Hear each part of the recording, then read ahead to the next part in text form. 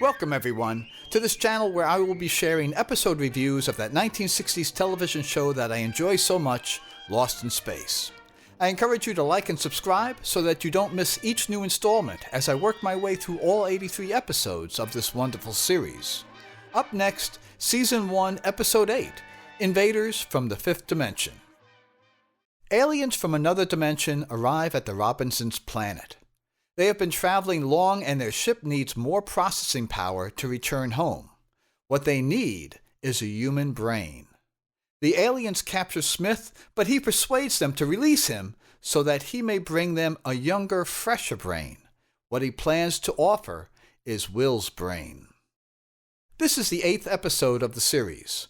Across this short time, there have already been episodes about which fans have varying opinions. For instance, some love Welcome Stranger, and some hate it.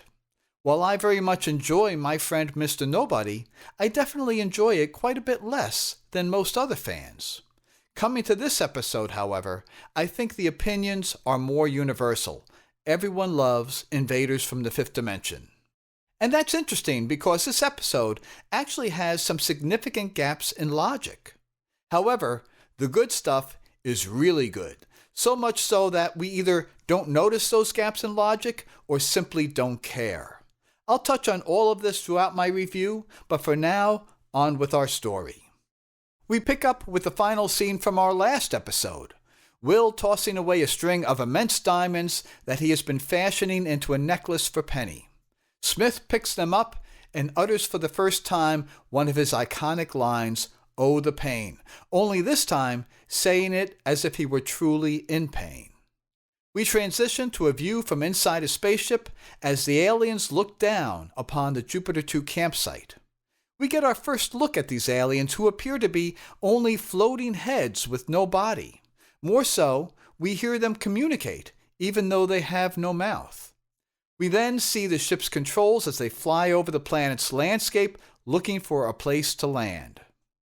Back at the Jupiter, Judy is reading a book outside the ship when she notices a blip on the radar.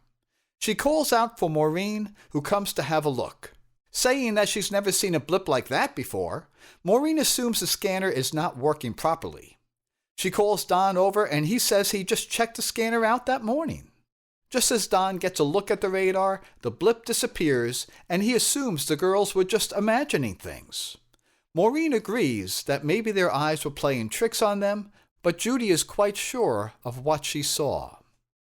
After another view inside of it, we jump rather abruptly to that alien ship making its landing right where Dr. Smith is hiding behind some rocks. The ship is fantastic looking and wildly imaginative. It has an asymmetrical and very organic shape.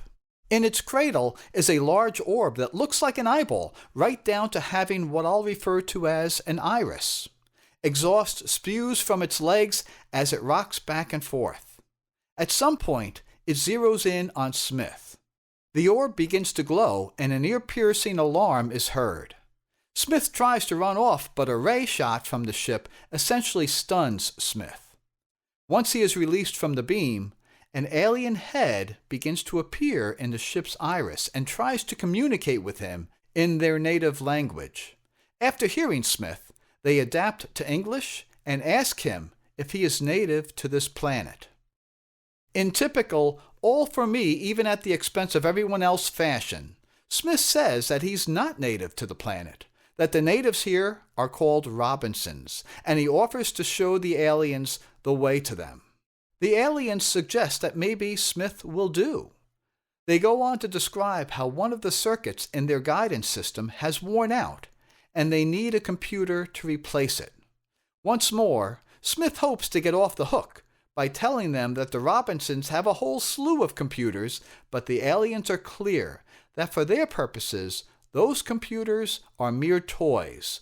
What they need is a humanoid brain.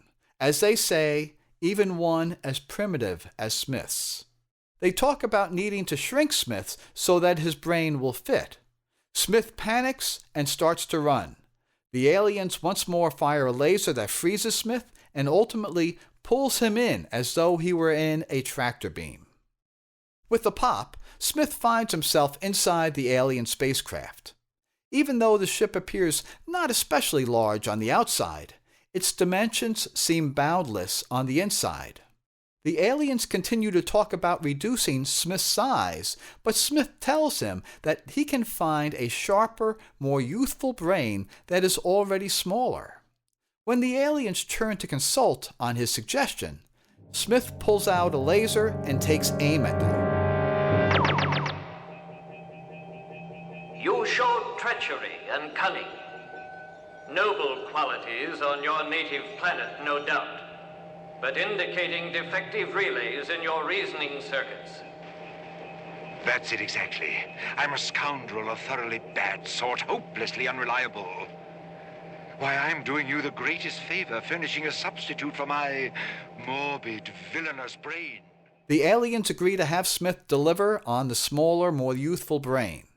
To protect themselves from further betrayal, the aliens come up with an ingenious plan to hide their ship while granting Smith a device that will allow him to still find them. To hold Smith accountable, they place a ring around his neck that will tighten and ultimately kill him if he does not promptly deliver on his promise. Back at the Jupiter 2, Will discovers that the robot is currently programmed to serve as a scarecrow. He had hoped the robot would join him on some rock hunting, but has to go alone. Smith, hoping to catch Will, just misses him. He then approaches the robot, asking him how he might go about removing the alien's ring from around his neck. The robot suggests that a 100,000-volt charge will blast it from his neck. Inexplicably, Smith considers doing exactly that. Apparently, though, the aliens are able to monitor Smith, and the ring immediately tightens around his neck, at which time Smith waves the robot off. With that, the ring loosens back up. Smith notices Penny working nearby in the garden. Since Will is not present, Smith considers taking Penny to the aliens instead. As he prepares to possibly swindle her away, I love his line to the robot. You, inside the spaceship, I prefer working without an audience. Just as he begins to suggest to Penny that she come away with him, Smith is interrupted by Don and Judy. I always love the interactions between Smith and Don. Here, while still early in the series, there are always some real demeaning undertones to Smith's comments to Don that are so much fun to watch. No need to threaten brute violence, Major. I know how afraid you are of my influence, and how easy you have found it to forget all the good things that I've done for you. Good day, my dear. Good day, Major. There is no hatred for you in my heart. Only pity. Sadness and pity. Just go. It's all the more fun to see Smith extend his hand to Don, and Don, disgusted, tells Smith to just go. Will is off rock hunting when Smith catches up with him. From behind a rock, he prepares to hatch a scheme. Meanwhile, John, who has been flying with the jetpack, lands at the Jupiter and excitedly announces that he may have discovered a new source of fresh water. He notices, however, that everyone is packing up the chariot. Maureen says they're heading out to look for Will. John doesn't understand the alarm, so Maureen starts by describing the strange blip that they had seen on the scanner. Judy then tells of the odd exchange she and Don had with Smith, but John remains unclear as to the reason for concern. Maureen says she's just worried about Smith and what he might do, and then John questions the robot. The robot's response is rather classic. Now just tell me why you didn't try to stop him. I am not programmed for babysitting. John, now already annoyed, ends up blowing up a bit on Don, who isn't having it. John resets himself, and they collectively head out to find Will. We cut back to Smith and Will. Will is measuring radioactivity of some rocks as Smith reacts to the ring once again tightening around his neck. Will hears Smith react to the tightening of the ring. Once it loosens, Smith begins his performance. He falls to the ground, feigning an illness rather demonstrably. Will sees him and comes running over. Smith paints a rather vague story for Will, claiming that some aliens have used their power on him while he was trying to save the family, and now he's dying from that power. Will offers to help. Smith passes him a device that Will instantly recognizes as Smith's flashlight. Smith tells him no, this is an ion generator that can heal him. Will shines it in Smith's mouth as directed, and with a flourish of words, Smith says that Will has healed him. Smith continues to spin his yarn about the aliens, suggesting that their power still threatens Will's family unless they can come up with a plan. Will suggests getting Don involved, but Smith grabs him, saying that Don would ruin everything with his brutish solutions. At first, Will is skeptical, but eventually comes around and asks how he can help. Smith says that he has a neat little scheme up his sleeve. Indeed, he has. He tells Will that they can plan to infiltrate, board the alien ship, take it over, and fly back to Earth in glorious triumph. As Will and Smith set off on their march, they see John and Maureen and the robot in the chariot, out searching for Will. John calling out for him over the loudspeaker. Will wants to respond, knowing that his parents will be worried, but Smith tells him that they will never let him go on this grand adventure.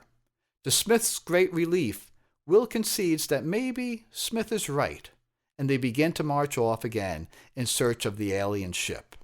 While on their search, Maureen catches a glimpse of the alien spaceship. Almost immediately, and before she is able to point it out to John, the ship fades from view. Between its very odd shape and the fact that it is no longer there, Maureen assumes she must have imagined it. Of course, she didn't, and I'll have to say that even though it was just a matte painting, this scene looks absolutely spectacular. Now, from inside the alien craft, we see that the ship is in flight.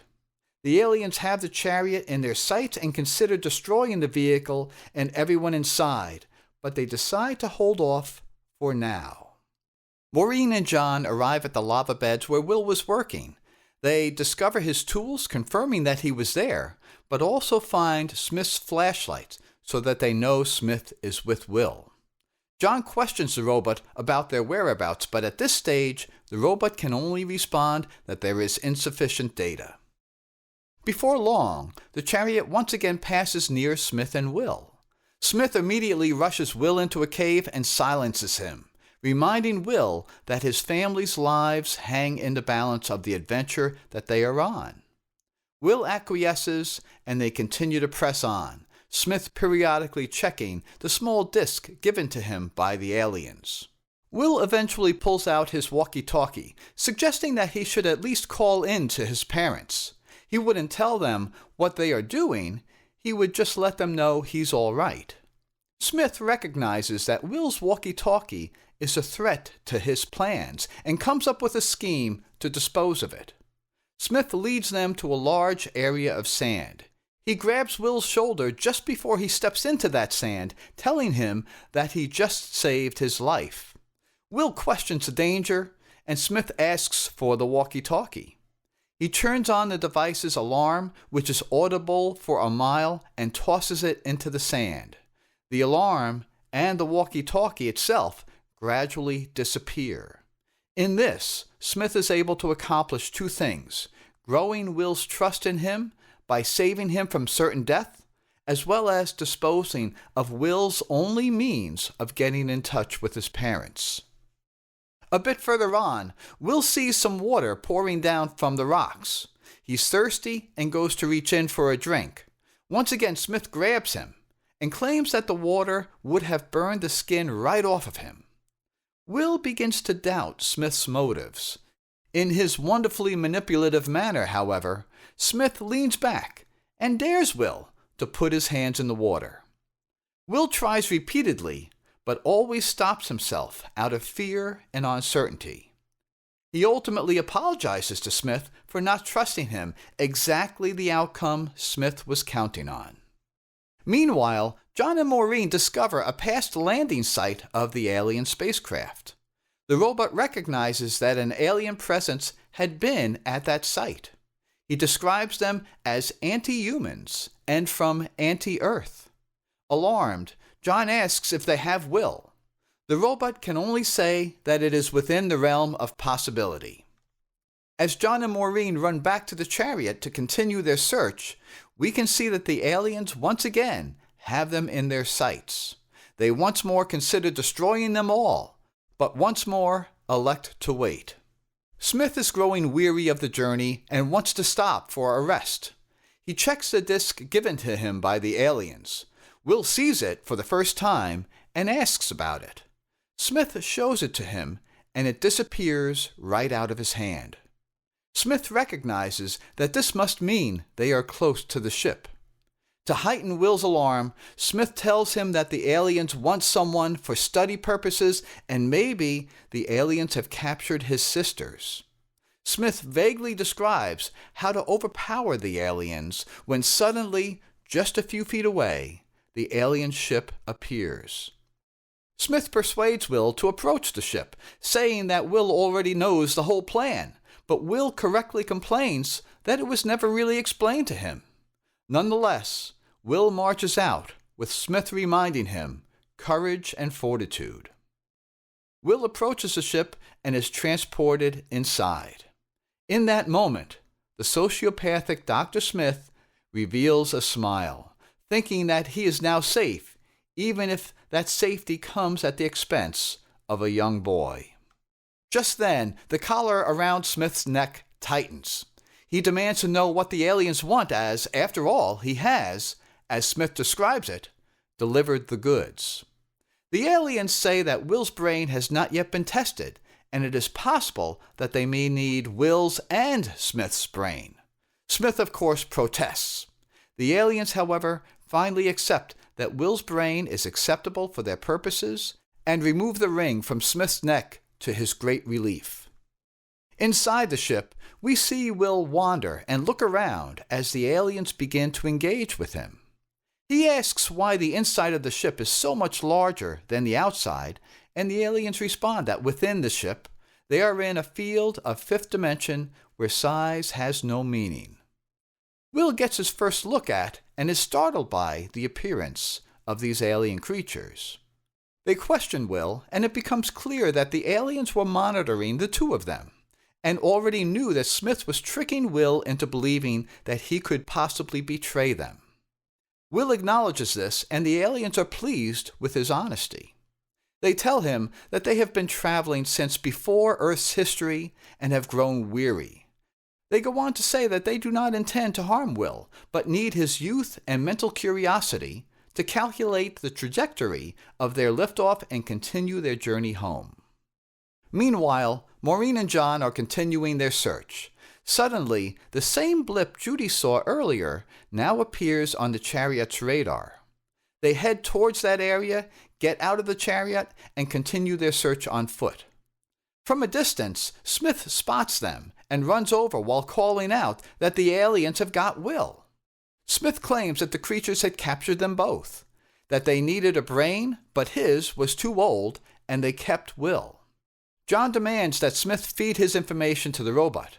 Then he gets a little physical with Smith, demanding to know why he didn't offer the robot's brain. Smith said that he had, but the robot's brain is too primitive. John then commands Smith to get aboard the chariot and show them the way to the alien ship. Back inside the alien craft, Will is standing on a pedestal, around which two domed receivers of some kind rotate. The aliens recognize that Will is feeling melancholy over separation from his parents. They even offer to erase his memory to ease his discomfort, but of course, Will declares that he wants to remember them. With that, the aliens announce that they will depart as soon as his cerebral circuits have been fully tested. Will says he will not help them do anything unless he is released, but the aliens acknowledge that for right now, they need him more. Outside the ship, the chariot arrives with John, Maureen, Smith, and the robot. About the same time, Don, having flown the jetpack, also lands. Smith points out the ship, and they all drop down behind some rocks to examine it. Here, once again, we have a fun, quick exchange between Don and Smith. So that's the monster. Now that doesn't look very monstrous, does it? Neither do you. Don wonders about their ability to maybe blast the ship with their lasers, but the robot indicates that the ship is protected by a force field in the fifth dimension that is mathematically impossible. With the sound of the ship's engines signaling a pending departure, Maureen's maternal instincts take hold. She begins to run out to the ship, and John has to restrain her. John orders the robot to attack the ship. The robot responds that they will disable him, but John insists that the robot try. The robot's electrical charges just bounce off the alien ship, and ultimately, the robot does become deactivated. The alien ship then fires a laser shot as a warning.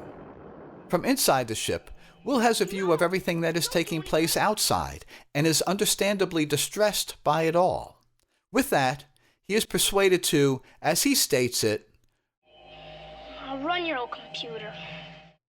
For a brief moment, Will is able to communicate with the family outside. He tells them that everything will be okay, and then to Smith's great alarm, he says, "Ask Dr. Smith. He fixed it up for me." Everyone's attention, though, immediately returns to the ship as the engines continue to power up. Inside the ship, all is not well. Though Will is now trying to serve the aliens, he's too distracted by his own emotions to be able to support the calculations necessary to take off. He begins to tear up, and this leads to some of the ship's equipment burning out. The aliens demand that he stop crying, promising even to return Will to his family after they get to where they're going, but Will remains unable to overcome his emotions. Then the aliens pause to consider what they refer to as a form of madness, the meaning of love. Love. What is it? Can you eat it? What does it do? Except perform the clarity of the brain. Will! Extraordinary. It seems to be a form of madness, common to all of them. I can't help feeling the way I do. What primitive, barbaric little creatures you are. On your own planet, you slaughter each other unceasingly, all in the name of love. Ultimately, even though it will mean their own destruction, the aliens elect to let Will go, that he can be of no use to them. John and Maureen, not yet knowing what's going on inside, grow ever more alarmed as the engines reach peak power. They rush towards the ship just as there is an explosion. The ship disappears, and Will finds himself safely outside on the ground. John and Maureen rush up to greet their son just as Will reminds everyone that somehow this was all Smith's doing. Happily for Smith, John and Maureen are so happy to have Will back safely that they instead listen to his tales of adventure while walking back to the chariot. This takes us to our next scene, which actually sets up our next episode. I will withhold my comments on this scene until my review of that episode, The Oasis. So a few additional thoughts about Invaders from the Fifth Dimension. I started this review by saying this is a wonderful episode that is universally loved by fans of the show, but that there were still some significant logical gaps. Let's take some time here to consider some of those minuses. For my tastes, the early scene when Judy notices a blip on the radar is one I always find a bit disappointing. If Maureen was inside the spaceship and Judy was outside, why would Judy's first two calls of Mom be so quiet as to quite obviously go unheard before finally making her third and somewhat more panicked call? And what does Maureen mean when she says she's never seen a blip that shape before? Blips tend to be all the same shape, and any blip of any shape should be alarming. And why would Don so readily disbelieve that the girls saw the blip that they claim to have seen? Indeed, why is everyone so quick to seemingly accept that the radar must not be working correctly? This entire scene could have been so much better with only a few small tweaks in the dialogue. Then there's the moment when John returns to the campsite. It's always cool to watch the jetpack in flight, but John's dialogue once he lands just doesn't make sense. Maureen and Judy express great concern for Will, even though it is clearly stated that he's just out rock hunting. John even says he doesn't see the cause for alarm. Then he questions the robot, who confirms Will went rock hunting. So why does John now turn angry at the robot, even demanding to know why the robot did not try to stop him? Aside from the robot's reasonable statement that he wasn't programmed for babysitting, why would the robot have tried to stop Will? Once again, he went rock hunting, which, as John himself just acknowledged a moment ago, wasn't cause for alarm. Indeed, Will goes rock hunting all the time. I get that there might be some concern that he is out with Smith, but even any possible reason for that goes completely unexplained. That's unfortunate, as this is a cool moment in the story and it could have been much better with only some more thoughtful dialogue. There's also the scene when Smith tosses Will's radio into the quicksand and it disappears. Yet another cool scene, but we have to ask ourselves, how did Dr. Smith know that that would happen? How did he know there was a quicksand pit there? Likewise, there's a scene where Smith stops Will from touching the water. It's a wonderful and suspenseful moment full of terrific dialogue and very well acted by both Bill and Jonathan, but things seem a little upside down. For one thing, did Smith know whether or not this was just plain water, and if so, how? If he didn't know whether the water was caustic, would even Smith have really allowed Will to touch it or try to drink it? More importantly, it's a scene during which Smith works to gain Will's trust, but Will was already going along with Smith and didn't appear to be questioning him at all at that stage. Ironically, it's not until after Smith first stops Will from touching the water that Will begins to express any reservations about Smith's intentions. Once again, a cool scene that doesn't really make sense once you stop to examine it. There also seems to have been some choppy editing. Early in the episode, it always seems disjointed when we go from the Jupiter campsite to Smith suddenly discovering the alien ship. What was he doing out there? It seems that in an earlier version of the script, Smith is banished from camp. Indeed, this was born out of the network's concerns over the danger the Smith character represented to the family. Though we will see Smith banished from camp very many times over the course of the series, this first instance was cut owing to time. The outcome is a rather abrupt cut at the beginning of the episode, as well as a few lines later that reference Smith's banishment that now no longer make much sense. Even what I was describing about John inexplicably being upset about Will being out with Smith would seem more logical if we were to know about this banishment as well as the reasons for it. Jumping to the climax, which itself is so spectacular, there's a bit of oddness as the aliens decide to abort their liftoff because Will can't get past his emotions and offer up the necessary calculation. When the leader decides to abort, the other alien says they'll be destroyed. It seems unbelievable that these aliens would be so accepting of their own self-destruction.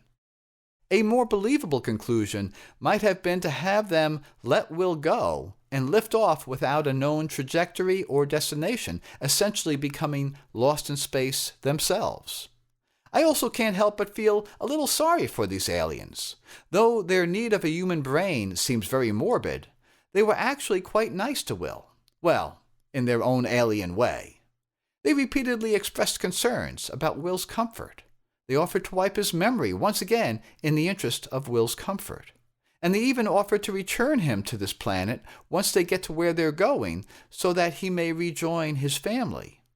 In the end, they even released him at the expense of their own lives. It is weirdly sad to think of them having been destroyed. It also seems odd that the robot, initially immobilized by the alien ship, inexplicably and instantly springs back to life after the ship disappears. I suppose this is something that can be rationalized away, but better solutions were probably available. Then we have the aliens themselves. They are so cool, but what exactly are they? They appear to be big-brained heads floating around without a body, and that is one of the things that makes them so cool. But then, at the controls of the ship, we see that they have hands. So, are they just disembodied heads floating around? If so, does that mean they also have disembodied hands that also float around? Or do they actually have bodies and are wearing black cloaks? These hands over the ship's controls somehow make these aliens just a little less intriguing.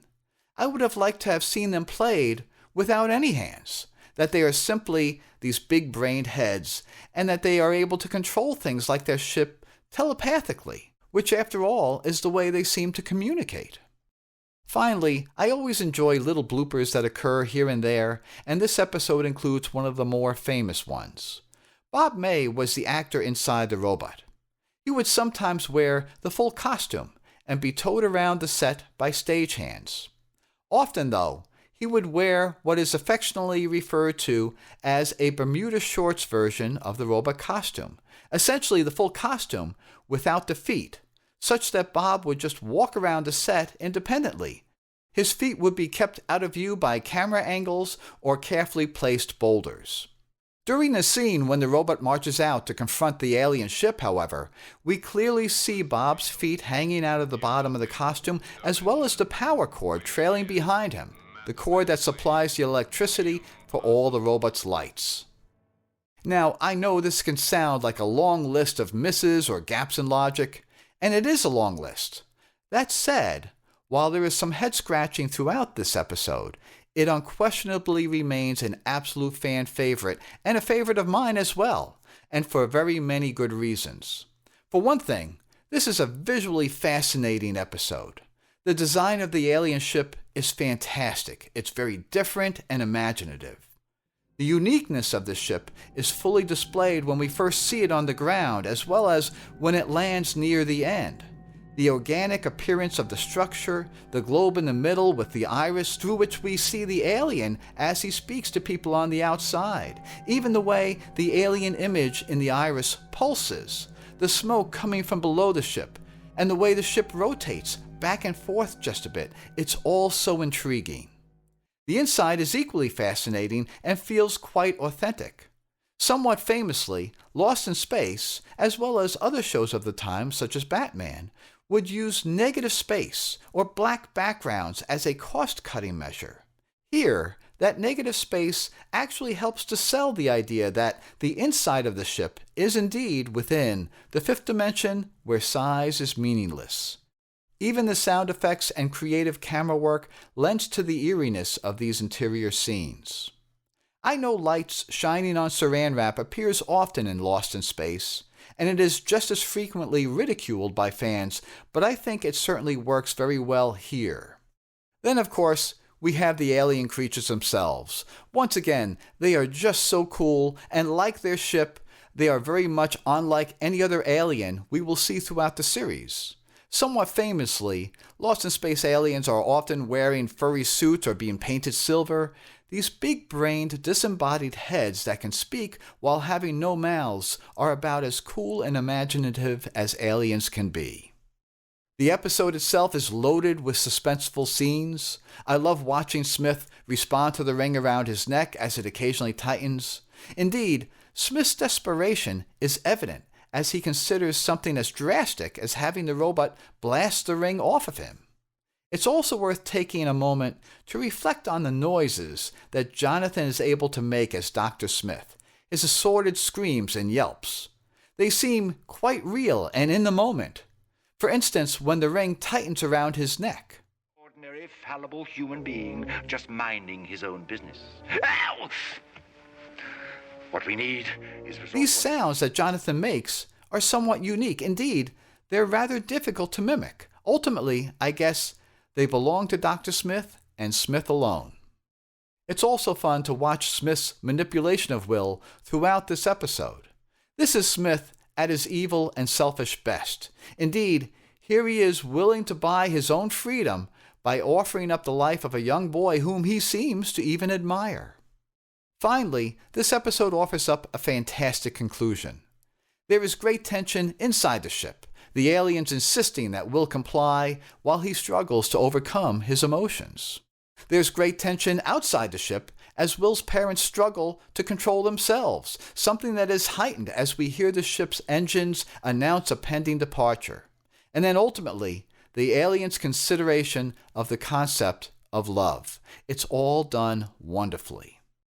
So while there are some gaps in logic and other shortcomings, those minor issues are completely overwhelmed by all the fun this episode has to offer. For me, Invaders of the Fifth Dimension is unquestionably an A+. I rank it 5th for the season, ahead even of one of the first 5 episodes. For the full series, I rank it 6th, as I do so love this one quite a lot and clearly consider it to be one of the very best of the series. Here, let me give the last word to Dr. Smith. I love his acknowledging response to the aliens as they offer up their assessment of Earth. Earth. Ah, yes. A minor planetoid still in a near barbaric state of development. Exactly. If you would like to see the full series, at the time of this recording, it presently airs for free on METV. That said, you can still find the series on DVD. Better still, pick up Lost in Space on Blu-ray. On that set, the image quality has been sharpened, and there is some excellent bonus material, including commentary by some of the cast. Like I said, I'm a fan, and for me at least, the Blu-ray is a must-have. I hope you enjoyed my thoughts on Invaders from the Fifth Dimension. One of the things I enjoy most about sharing reviews like this is how different fans perceive each episode quite differently, and I invite you to leave your own perspectives below in the comments. Most of all, I hope you will come back to join me when I review our next episode, The Oasis, a very fun episode, but one about which there are very varying opinions.